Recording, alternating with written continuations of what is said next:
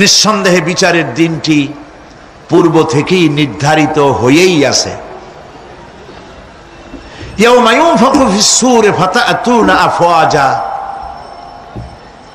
যেদিন সিংহায় ফুঁক দেওয়া হবে তখন তোমরা দলে দলে বেরিয়ে আসবে। ওয়া ফুতিহাতিস সামাউ ফাকানাত আবওয়াবা, আর আকাশ সমূহ খুলে দেওয়া হবে তখন তা শুধু দরজা আর দরজা হয়ে যাবে। ওয়া সুয়্যিরাতিল জিবালু ফাকানাত সারাবা, আর পাহাড় সমূহকে চালিয়ে দেওয়া হবে ফলে তা মরীচিকায় পরিণত হয়ে যাবে। তেলাওয়াতকৃত আয়াতের এই হচ্ছে তরজমা। সূরা নাবা হচ্ছে, নবী করিম সাল্লাল্লাহু আলাইহি সাল্লাম বলেছেন, কেউ যদি দুনিয়ায় বেঁচে থাকা অবস্থায় পরকালীন দৃশ্য চোখে দেখতে চায় সেজন্য সূরা আন-নাবা, সূরা আল-মুরসালাত, সূরা আন-নাজিআত, সূরা আল-ইনফিতার, সূরা আত-তাকবীর, এই সূরাগুলি যেন পড়ে, তাহলে কিয়ামতের দৃশ্য নিজ চোখে অবলোকন করতে পারবে। সুবহানাল্লাহ বলেন। পরকালীন জীবন সম্পর্কে কোরআন যেসব যুক্তি পেশ করেছে তা হলো আল্লাহর এসব কিছুই বিচক্ষণতার বাইরে ছিল না, লক্ষ্যহীন এবং নিরর্থক নয়। আল্লাহ পাক বলছেন, আফাহাসিবতুম আন্নামা খালাকনাকুম আবাসা ওয়া আন্নাকুম ইলাইনা লা তুরজাউন,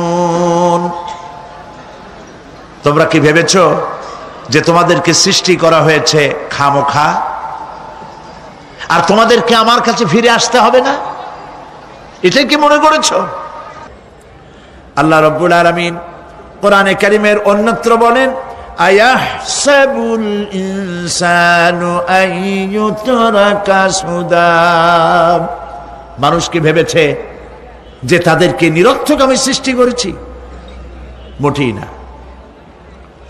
ওয়ামা খালাকনাস সামাওয়াতি ওয়াল আরদা ওয়ামা বাইনাহুমা লাইবিন, আল্লাহ পাক বলেন, এই আকাশ আর জমিন আর এর মধ্যবর্তী যা কিছু আমি সৃষ্টি করেছি কোনোটাকে খেল তামাশার বিষয়বস্তু করে তৈরি করে নাই, নিরর্থক করে বানাই নাই।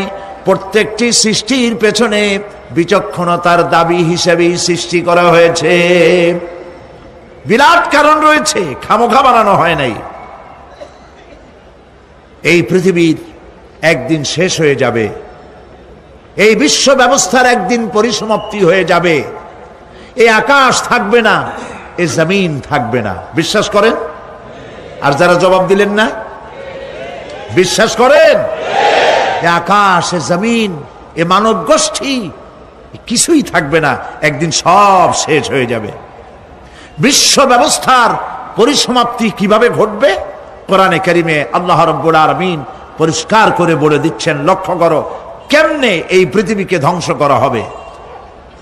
আল্লাহ পাক কোন জিনিসকে গোপন রাখেন নাই, ওপেন সিক্রেট, সবগুলিকে খুলে খুলে আল্লাহ বয়ান করে দিয়েছেন। এই পৃথিবী আল্লাহ রাব্বুল আলামিন কেমনে ধ্বংস করবেন, কেমনে কিয়ামত হবে, বিশ্ব ব্যবস্থার পরিসমাপ্তি কেমনে হবে, আল্লাহ পাক কোরআনে কারীমে বলেন, ইযাস সামাউ ফাতারাত ওয়া ইযাল কাওয়াকিবু তাসারাত ওয়া ইযাল বিহারু ফুজ্জিরাত ওয়া ইযাল কুবুরু বু'সিরাত। ইযাস সামাউ ফাতারাত, আকাশসমূহ বিদীর্ণ হয়ে যাবে, দীর্ণ বিদীর্ণ হয়ে যাবে।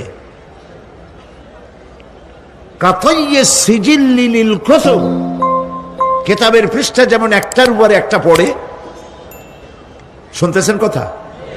বইয়ের পাতা যেমন একটার উপরে একটা পড়ে, এভাবে উল্টাতে থাকলে অনুরূপ ভাবে আকাশ সমূহ একটার পর একটা বইয়ের পাতার মতো পড়ে ভেঙ্গে চুরে চুরমার হয়ে যাবে। সুবহানাল্লাহ। ওয়াইদাল কাওয়াকিবু ইনতাসারাত, সমস্ত তারকাগুলি বিক্ষিপ্ত হয়ে পড়তে থাকবে। তারকা, আপনারা কি মনে করেন নাকি যে তারকাগুলি আতশবাজি যেমন ফুটকে ফুটকে উঠে ওই রকম কতগুলি ছিটকে ছিটকে পড়বে, চোখে দেখা যাবে, মাটির সাথে কিছুই পড়বে না, এরকম মনে করেন নাকি? তারকা সম্পর্কে আপনাদের ধারণা কি? বিশাল তারকা, কত তারকা! সমুদ্রের বেলাভূমিতে দাঁড়িয়ে বালুকণাগুলি, সমুদ্রের বালুকণাগুলি গোনা যদি সম্ভব হয়, আল্লাহর আকাশে কত তারকা গুণে শেষ করা যাবে না। এ তারকা এতটুক নয়, যতটুক আপনি দেখেন বিশাল তারকা। যে সূর্য পৃথিবীর চাইতে 13 লক্ষ গুণ বড়, এরকম 1.5 থেকে 2 অথবা 3 কোটি সূর্য খাইয়া পেটের মধ্যে হজম করতে পারে এমন হাজার হাজার বিলিয়ন বিলিয়ন তারকা আল্লাহ পাক গ্যালাক্সির মধ্যে পয়দা করে রেখেছেন। এগুলি যখন ছিটকে পড়তে থাকবে পৃথিবীর উপরে, ওয়াইদাল কাওয়াকিবু ইনতাসারাত, সমস্ত তারকাগুলি বিক্ষিপ্ত হয়ে পড়তে থাকবে। ওয়াইদাল বিহারু ফুজ্জিরাত, সমুদ্রগুলি দীর্ণ বিদীর্ণ হয়ে যাবে, সমুদ্রের পানিগুলি নিঃশেষিত হয়ে যাবে, তলদেশ ফেটে যাবে এবং তলদেশ থেকে অগ্নি উদ্গীরণ হতে থাকবে, সমুদ্রের তলদেশ থেকে। বিশ্বাস করেন? এই মাটির মধ্যে আছে না আগুন, পাথর পোড়াইয়া আলকাত্রার মতো লাভা বানাই দিতে পারে এমন প্রচন্ড উত্তপ্ত আগুন রয়েছে মাটির ভেতরে।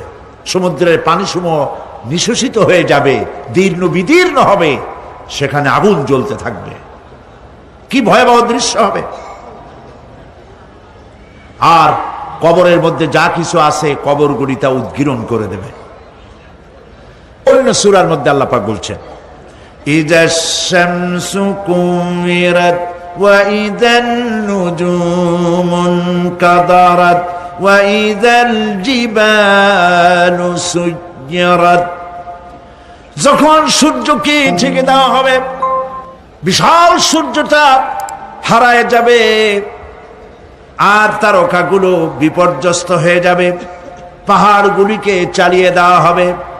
فَإِذَا النُّجُومُ طُمِسَتْ وَإِذَا السَّمَاءُ فُرِجَتْ وَإِذَا الْجِبَالُ نُسِفَتْ, যখন তারকা স্থিমিত হয়ে যাবে, তারকাগুলিতে কোনো আলো থাকবে না, আসমান বিদীর্ণ হবে, পাহাড় সমূহ উড়িয়ে দেওয়া হবে। সুবহানাল্লাহ, পাহাড়গুলি উড়ায় দেওয়া হবে।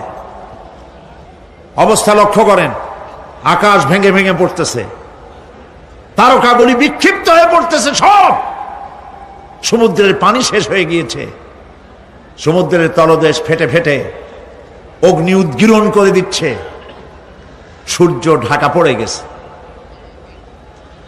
মহান আল্লাহ রাব্বুল আলামিন বলেন, শুধু সূর্য ঢাকা পড়বে না, মানুষেরা দেখতে পাবে فَإِذَا بَرِقَ الْبَصَرُ وَخَسَفَ الْقَمَرُ وَجُمِعَ الشَّمْسُ وَالْقَمَرُ, যখন চক্ষু বিস্ফারিত হবে, মানুষের চোখগুলি ছানা বড় হয়ে যাবে।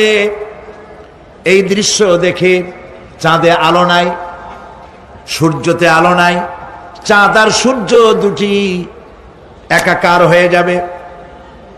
আল্লাহ পাক বলছেন, ওয়া হুমিলাতিল আরদু ওয়াল জিবালু ফাদুক্কাতা দাক্কাতান ওয়াহিদা, জমিন আর পাহাড়গুলোকে এর মধ্যে সংঘর্ষ বাঁধিয়ে দেওয়া হবে, পাহাড়গুলি উঁচু করে মাটির উপরে আছাড় মারা হবে, একই আঘাতে পাহাড়গুলি চূর্ণ বিচূর্ণ হয়ে যাবে। সুবহানাল্লাহ। এই কথার মধ্যে কোনো ভুল আছে? কেবলমাত্র কাফের, বেঈমান, তাদের কলিজায় এ কথা ভয়ের সৃষ্টি না করতে পারে। ঈমানদারদের কলিজা ফেটে যাওয়ার কথা। কি ভয়াবহ দৃশ্য! তারকা পড়তেছে, আকাশ ভাঙতেছে। খালি রাশিয়ার একটা রকেট বহু বছর পর্যন্ত মহাশূন্যে উঠতেছিল। একদিন পত্রপত্রিকায় দেখতে পেলাম ওইটা ভাঙ্গে পড়বে, ওইটার মেয়াদ শেষ হয়ে গেছে, ভাঙ্গে পড়বে। বিশ্ব মহাচিন্তায় পড়ে গেল, কোন দেশে পড়বে। যদি কোনো দেশের উপরে পড়ে সে দেশ শেষ হয়ে যাবে, বিল্ডিং, মানুষ, স্থাপনা সব চূর্ণ বিচূর্ণ হয়ে যাবে, ভয়তে অস্থির। রাশিয়ার বিজ্ঞানীরা চেষ্টা করলো সেটাকে সরাইয়া কোন জমিনে যাতে না পড়ে মহাসমুদ্রে ভালাবার জন্য চেষ্টা করতে লাগলো। মনে আছে ঘটনা আপনাদের? পত্রপত্রিকা যারা পড়ে মনে থাকারই কথা। রাশিয়ার একটা রকেট, এটার কত বড় হবে, ওইটা ভেঙে চুরে পড়বে, সে ভয়তে দুনিয়া অস্থির। আর আল্লাহ পাক বলছেন, এতে কোনো সন্দেহ নাই, আকাশ একটার পর একটা ভেঙে চুরে চুরমার হয়ে পড়তে থাকবে, তারকাসমূহ বিক্ষিপ্ত হয়ে পড়বে, দরিয়া দীর্ণ বিদীর্ণ হয়ে যাবে, চন্দ্র আর সূর্য ধাক্কা লেগে একাকার হয়ে যাবে, চাঁদে আলো নাই, সূর্যে আলো নাই, অন্ধকার এক বিভীষিকাময় পূর্ণ হয়ে যাবে গোটা বিশ্ব। পাহাড়গুলো উঁচু করে মাটির উপরে আছাড় দেওয়া হবে, এক ধাক্কায় পাহাড়গুলো ভেঙে চুরে চুরমার হয়ে যাবে। সুবহানাল্লাহ। এই অবস্থা যখন, এই ভয়ঙ্কর পরিস্থিতি যারা লক্ষ্য করবে, আল্লাহ রাব্বুল আলামিন বলেন, মানুষেরা ভয় অস্থির হয়ে দৌড়দৌড়ি আরম্ভ করবে। ইয়াকুলুল ইনসানু ইয়াউমাইদিন আইনাল মাফার। মানুষেরা পাগলের মতো শুধু দৌড়াদৌড়ি করবে আর বলবে, পালাবো কোথায়, ভাগবো কোথায়, কোথায় যাব? আল্লাহ রাব্বুল আলামিন জবাবে বলেন, কাল্লা লা ওয়াজারাইলা রাব্বিকা ইয়াউমাইদিনিল মুস্তাকার। কখনই নয়, ভাগবার জায়গা নাই, পালাবার জায়গা নাই। আল্লাহ রাব্বুল আলামিনের আশ্রয় ছাড়া কোনো আশ্রয় নাই। এই বিভীষিকাময় দৃশ্য হয়ে যাবে, সব মরে যাবে, কেউ বাঁচবে না। মালাকুল মউতকে আল্লাহ পাক জিজ্ঞেস করবেন, কে এখন বেঁচে আছে আর কারা বেঁচে আছে? তিনি বলবেন, হযরত জিবরাইল, হযরত মিকাইল, হযরত ইসরাফিল। আল্লাহ পাক নির্দেশ করবেন, এদের জান কবজ করো। ইসরাফিল, মিকাইল জান কবজ হবে। হযরত জিবরাইল আমিন শাদীদুল কুওয়া, প্রচন্ড ক্ষমতা আল্লাহ তাকে দান করেছেন। সুবহানাল্লাহ বলেন। দুনিয়ার সব নবীদের কাছে বাণী বহন করে নিয়ে আসছেন পূর্ণ অথেন্টিসিটির সাথে। সুবহানাল্লাহ। আল্লাহ পাক যাকে বলেছেন রূহুল আমিন। নবী করিম সাল্লাল্লাহু আলাইহি ওয়াসাল্লামের মেরাজের রাত্রে যে কথা বলা হয়েছে, ওয়ালাকাদ রাহু বিল উফুকিল মুবিন, পশ্চিম দিক বলয় তিনি যা দেখতে পেয়েছিলেন, তাফসীর বলছে হযরতে জিবরাইলের পূর্ণ আকৃতিতে নবী করিম সাল্লাল্লাহু আলাইহি ওয়াসাল্লাম তাকে দেখতে পেয়েছিলেন। হযরতে জিবরাইল যখন দুনিয়া আসেন, কোন কোন কিতাবে লেখা হয়েছে 600 ডানা আছে তার, দুই ঝাপটায় আকাশ থেকে জমিনে চলে আসেন। সুবহানাল্লাহ। হযরতে জিবরাইলকে আল্লাহ পাক বলবেন, তাকে মওত দাও। হযরতে জিবরাইলও বিদায় হয়ে যাবে। আল্লাহ প্রশ্ন করবেন, এখন আর কে বাকি? মান বাকিয়া ইয়া মালাকাল মউত। মালাকুল মউত বলবেন, হে আল্লাহ তাআলা, এখন তোমার সামনে আমি দাঁড়িয়ে আছি, আর কেউ নাই। আল্লাহ পাক বলবেন, মুত ইয়া মালাকাল মউত। আল্লাহু আকবার। মুত ইয়া মালাকুল মউত, মরে যা, মরে যা। মালাকাল মউত মরে চলে যাবে। এরপরে আর কেউ নাই। আল্লাহ রাব্বুল আলামিন এই অবস্থায় কত বছর কত কাল চলে যাবে আল্লাহ পাক ভালো জানেন, কেউ নাই।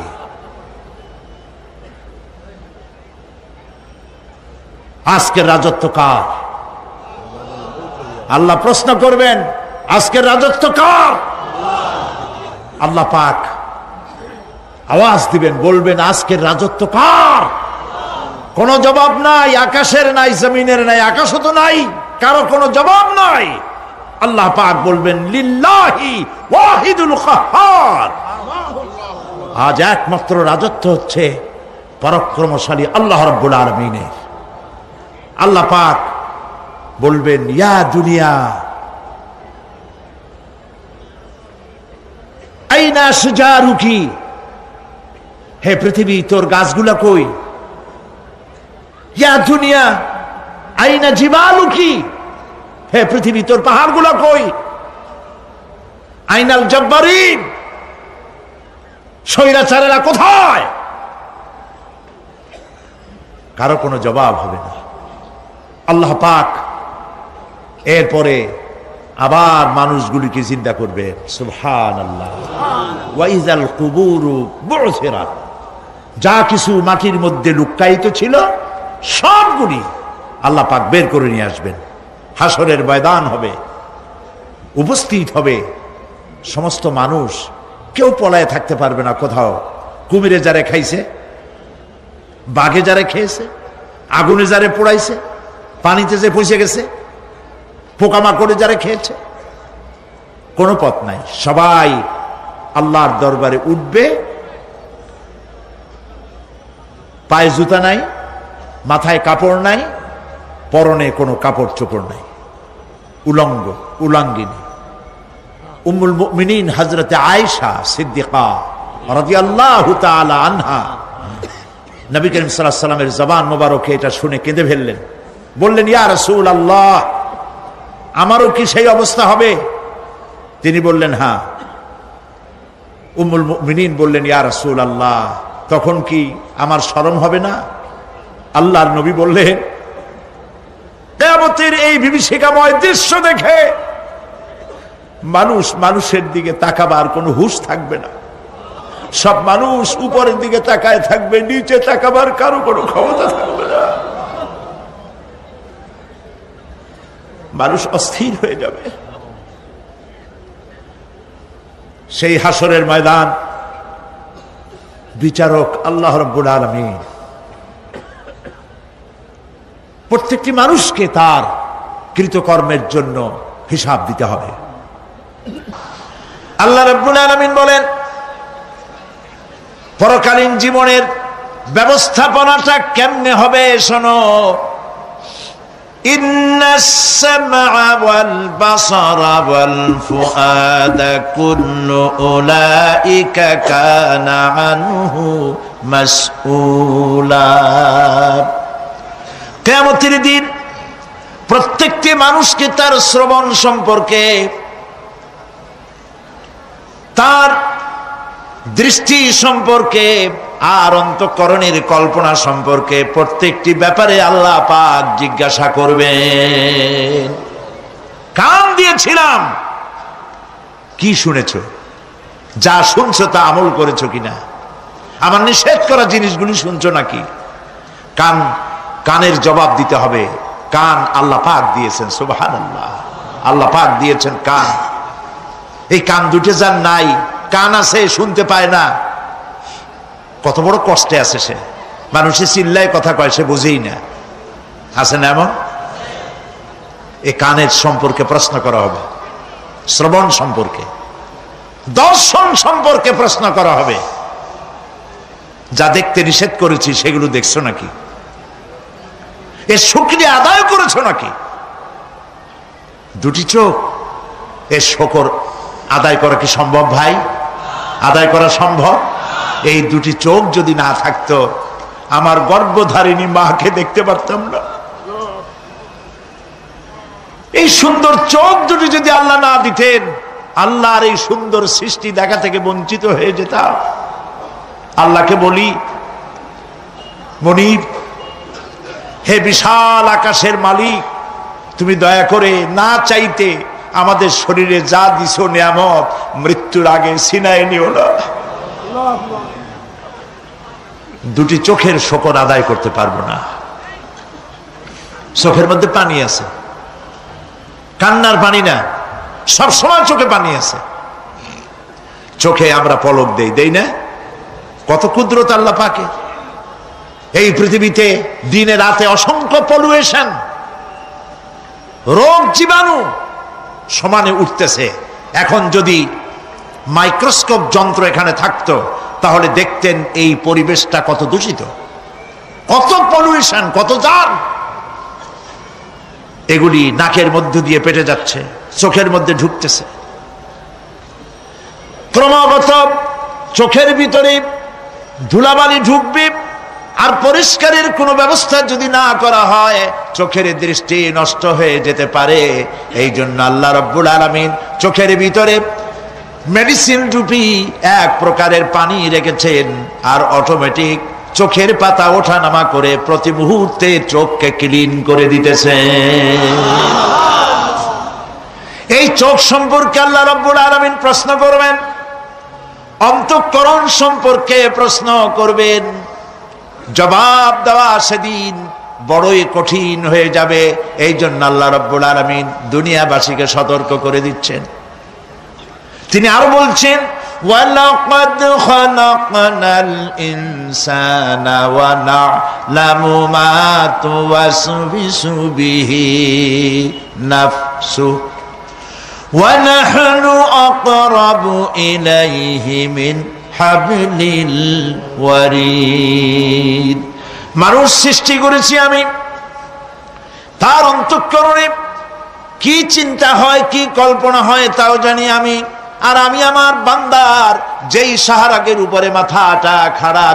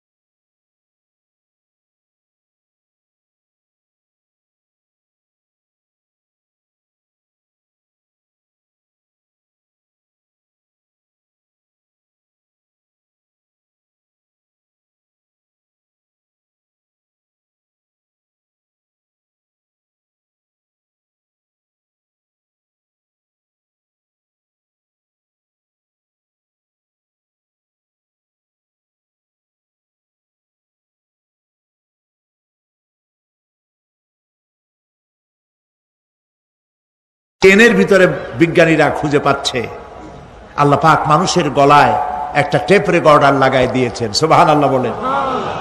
সেই টেপ রেকর্ড আমার এই যে বক্তৃতা ভিডিওতে ধারণ করা হচ্ছে, টেপে ধারণ করা হচ্ছে।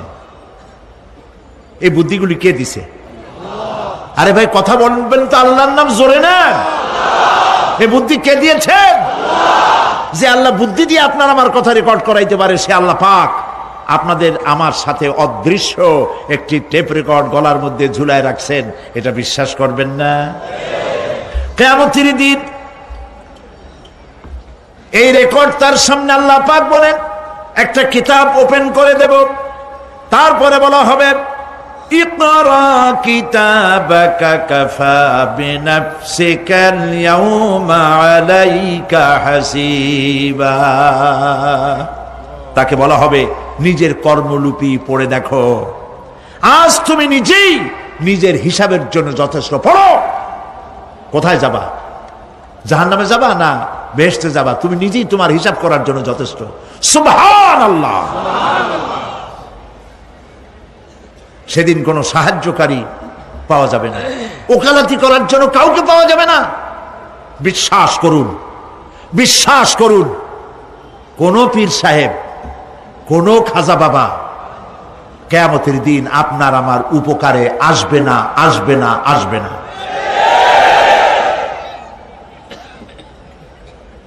আমল ভালো হবে, আল্লাহ ক্ষমা করবেন।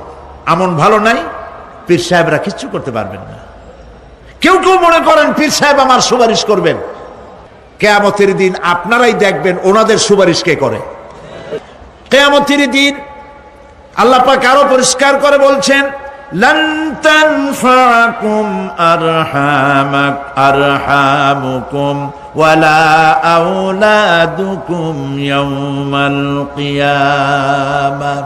কিয়ামতের দিন সন্তান সন্ততি আর সম্পদ কোনো কাজে লাগবে না, এগুলি কোনো উপকার হবে না মানুষের জন্য। আর সেখানে উৎকোষেরও কোনো কারবার চলবে না। এই পৃথিবীতে উৎকোষ দিয়ে অনেক কাম করা যায়, কিন্তু কিয়ামতে চলবে না। আল ইয়াউমা লা ইয়ানফাউ মালুন ওয়ালা বানুন। সুবহানাল্লাহ, সুবহানাল্লাহ। যেখানে কিয়ামতের দিন ধন, সন্তান, সন্ততি কোনো কাজে লাগবে না।